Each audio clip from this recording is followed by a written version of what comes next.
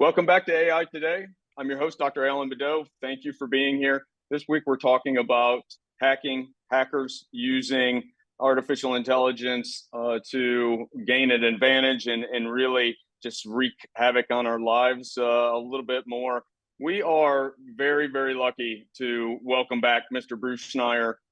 He is a renowned security technologist and author, a faculty associate at the Harvard Kennedy School Carr Center for Human Rights and Policy, and really one of the foremost experts in this topic and in this field. So I would really suggest to our audience that you hang on every word that he says, because what we are going to talk about is going to really impact an awful lot of things that you're going to do to protect yourself in the future. Bruce, thank you for being here. It's great for you to be back.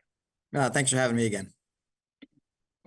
So Bruce, I can tell you, our audience is ticked off, right? I mean, they're tired of having their identity stolen. They're tired of getting letters in the mail that say, oh, this account has been compromised, this other account has been compromised, and as I was doing a little research for the show this week, I saw that you were way ahead of this from a trying to warn people of the power that AI would really be able to provide to hackers. And it was your article on the coming AI hackers that really got my attention. I think it was in 2021 that you were ahead of this. From your perspective, what are some of the biggest impacts that AI and hackers using AI are really going to have on our societal systems, on such as finance, taxation, elections, you name it? And what can people do about it? Well, we don't know. And the interesting question to ask is, will AI benefit the attackers or defenders more? Right? It's really easy to imagine ways that attackers can use AI to break into systems. It's equally easy to imagine ways defenders can use AI to defend systems. The RSA conference was a couple of months ago, and there's a show floor full of companies that are using AI technologies. Most of it's marketing nonsense, but some of it's real. And we're going to see this shift in the attack-defense balance as AI tools come online for both the attackers and the defenders. So it's going to be a short-term shift as different people and groups start using these tools, and there'll be some long-term change in the balance, which we don't know yet. So on the attack, I mean, we can imagine AI's writing better phishing emails, but so what? Phishing emails are already good. We can imagine AI's finding vulnerabilities in software. You also can imagine AI's fixing vulnerabilities in software, right? Having the actual manufacturer use the same AI to find the vulnerabilities before the software is shipped. Mm-hmm. None of this is new. 2016, DARPA held an AI capture the flag contest. Now, capture the flag is it happens at hacker cons around the world, and human teams, compete in a simulated network to defend their piece and attack other pieces. It's done for years. 2016, DARPA had a contest of AIs doing it. This is 2016 AIs, and there were regional competitions. I think the top 8 faced off at DEF CON that year. An AI out of Carnegie Mellon won. It became a commercial product. That kind of thing is continuing. That research is ongoing. AIs both on the attack and on the defense. Yes. Now, DARPA never redid their challenge. The scary news I'm going to tell you is that China does that every year.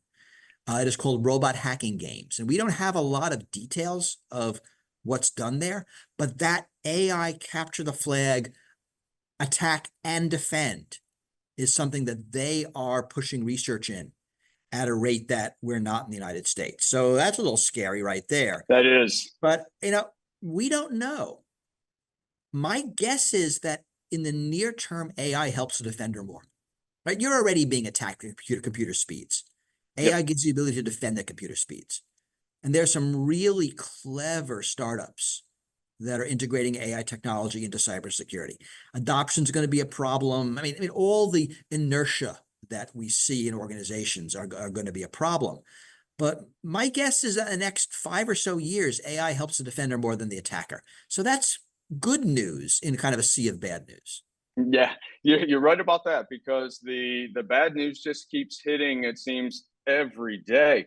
Somebody's been hacked. During the commercial break, I went and looked at how many emails and letters I've received. I got 6 emails that But that's said that, not AI, right? AI is not doing that. That was true 5 years ago. That was true 10 years ago, right? That's the sorry state of software, which really has more to do with the economics of software.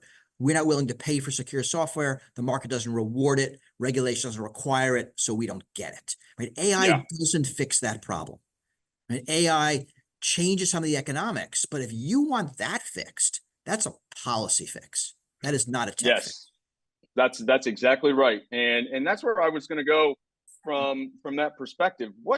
You see things on different government policy committees, and different activities that are taking place. We are definitely behind our other, whether it's adversaries or even countries that we're friendly with. What do we need to do better as a government to really start to get a handle on some of these things a little bit better? Well, it depends on what you're asking. It's very general. I mean, my feeling is that the fact that regulation has pretty much abdicated the internet has not been good for the internet. That the free-for-all of the market doesn't do what's best for society, does what's best for a bunch of, tech billionaires. Yeah. And, it used to be that was okay, that was a decent proxy. And that's becoming less and less true. So more regulation, even though that stymies innovation, actually is better, because now when innovation can kill you, you want to slow it down a little bit. And it's not turning the internet into, the Food and Drug Administration, but it is doing some things to ensure that what we're building is what's good for society. Mm-hmm. Yeah, and the emails that I get every week too, folks are telling me, I went to sign up for a loan and they're asking me for 10 times more information than they used to ask for. They're trying to Which is get odd because they more. probably got it anyway. They probably don't need it. They Exactly. get it for, yeah. So I don't know what's going on there, but all right. Yeah, yeah, and they feel like that they're really their cyber identity, their that information that is out there, they're being forced to put more out there, and it's easier for everybody to get a hold of it, and it's really frustrating for a lot of folks. Yeah, and it's best. That's always been true. I mean, like recently, AT&T lost pretty much everybody's information, which is like everybody. But Equifax was 2016, which was Yeah. everybody's information. And I mean, this stuff happens again and again. It's not new. So yes, the fact that all this information is not under our control and there are no regulations on the entities that have our information. It's not like a fiduciary. It's not like your doctor or your attorney or your accountant, where there are actual rules. It's very much That's a right. free for all. But blame the rules here. Don't blame the tech. Yeah. If the rules Yeah. were in place, the companies would have better tech. We have the technology. We just don't have the incentive to deploy it and use it. And AI is not Yeah. going to change that. AI will change things around the edges. And I mean, I'm a little bit excited right now because I think it'll be more positive than negative, but it's not going to change its incentive structure. Yeah, and I agree with you. I'm more excited than I am. I've warned people. I'm actually not trying to scare them this week. I'm just trying to inform them and really get them excited about these sort of things and how they can use them from a business perspective. What would you encourage? What's the first thing, the number one thing that you would tell a small business that they should do to try to either protect themselves or protect their customers' information? This is the problem. If you're a small business, not much you can do. That really you have to trust others. So moving out into the cloud, finding some managed service provider that will handle it all. The problems are now bigger than you as a small business. I mean, it's like hiring your own private doctor. You're not going to do that. You're going to find a good medical center and go there. And we're in a world now where the expertise necessary to secure these systems is beyond the reach of small businesses. So you Yes. need to find a protector. It's a very feudal world out there.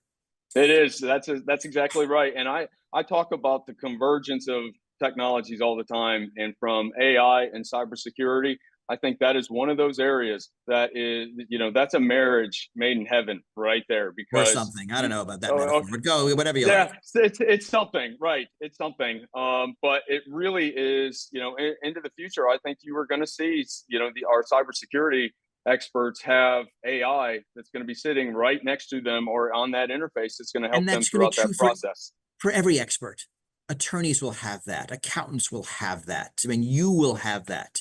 We will all have experts. And it'll be like having a human expert, right? I mean, they give you advice. Sometimes it's good, sometimes it's bad. You have to interpret it, but it scales. It'll scale in a way that'll give expert advice to lots of people who couldn't afford it before. And that's kind Yeah, of exciting. yeah, I think it's very exciting. So Bruce, what's the easiest way for folks to be able to get a hold of you if they have any questions? I know Schneier.com. they get a whole bunch of them. I get a ton of them, and I hope you get a bunch of them too, because it really is going to benefit our folks to get your perspective on those sort of things. What can we expect from you in the next couple of months? So Anything first, exciting for us to read? So first, all my stuff is on Schneier.com. Like I don't do social media. I'm not on Facebook. I'm not on Twitter. I'm not on Instagram or TikTok, whatever the kids are using these days. I have a blog. I have an email newsletter. I have a website. So Schneier.com is where everything is, and everything I write is on there. So, whenever there's something new, that's where it is. Yeah, that's fantastic. Thanks again, Bruce, for being here. For our audience, I really encourage you, go out, join, get the newsletter, read it. There's so much valuable information on your site, Bruce, that it really is fantastic. And every time I look, I see something else that I want to read and dive into with you. So thank you again for being here. I appreciate it. And with that, we'll be right back after a short commercial break. Thank you. Don't go away.